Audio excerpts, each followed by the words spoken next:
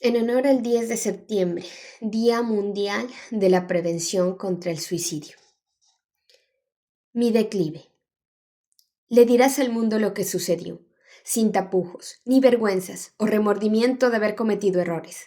Se lo dirás, y algunos comprenderán tantas cosas a la vez, y yo volveré a entender al escribirlo qué fue lo que desencadenó mi desdicha. Tal vez muchas personas no quieran hablar de esto, porque sé que es difícil aceptar que se hizo malabares para ganarse algo de dinero.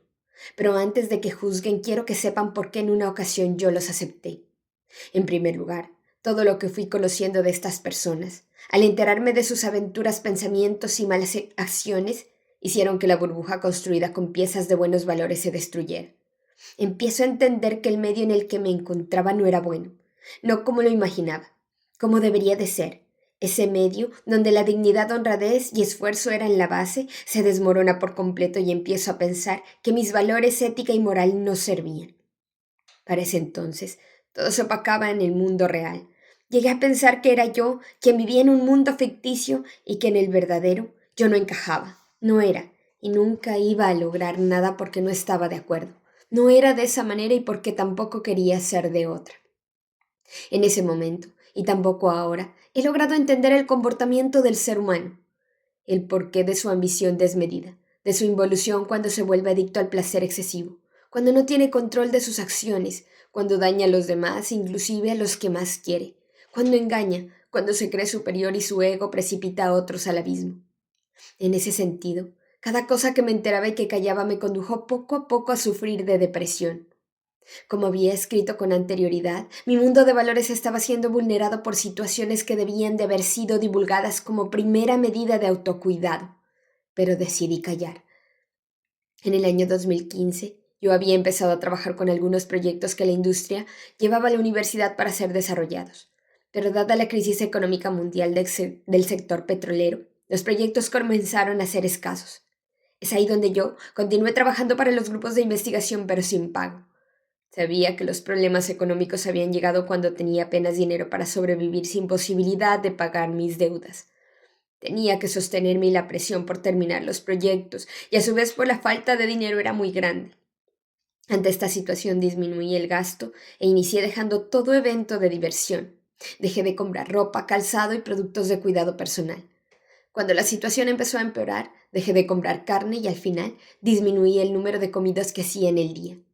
Lo último me conllevó a tener una mala nutrición y por ende mi periodo dejó de llegar. Esto desencadenó algunos problemas hormonales fuertes y de acné, que nunca antes había tenido.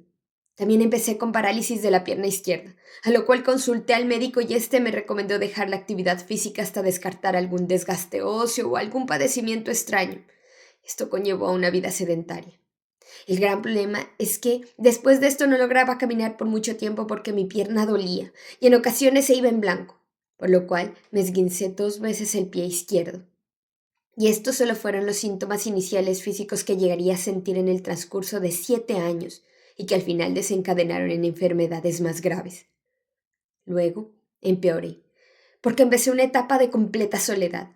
La parte emocional empezó a desmoronarse, no de manera completa e instantánea.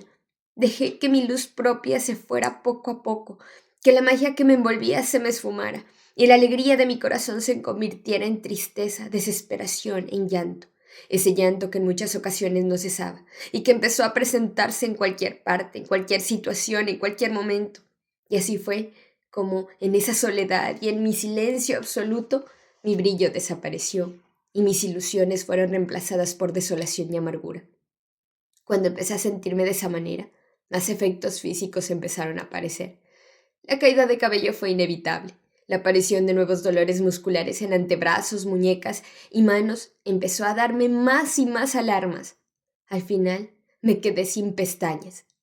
Se volvió normal sentirme vacía, no poder dormir en las noches, estar saturado de pensamientos negativos, y así fue como llegaron las ideas suicidas. Entre todas esas cosas había eventos inexplicables como el hecho de que al llegar a centros comerciales donde había un público considerable se quedara vacío por mi llegada. La gente me evitaba.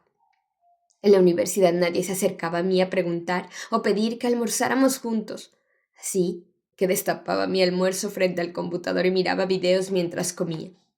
Cuando salía de trabajar, llegaba al apartamento donde vivía y no había nadie. Así permanecía, con la sensación de que no era importante para nadie, que si me pasaba algo, a ninguna persona le perturbaría. Nadie se inmutaría si dejaba de existir, porque existiendo, nadie se preocupaba por mí, y eso me estaba matando. Yo había aprendido poco a poco que el llanto se fuera sin alarmar a nadie. Volteaba un rato hacia la pared y lloraba en silencio hasta que se pasara. Nadie se daba cuenta. Y empezó a ser más frecuente que el vacío se convirtiera en lágrimas y también que el llanto no me calmara. Esa sensación desagradable se volvió parte de mí y hasta el día de hoy aparece angustiosa y palpitante. En muchas ocasiones me deja sin aire y siempre, cuando duele más, el aire quema por dentro.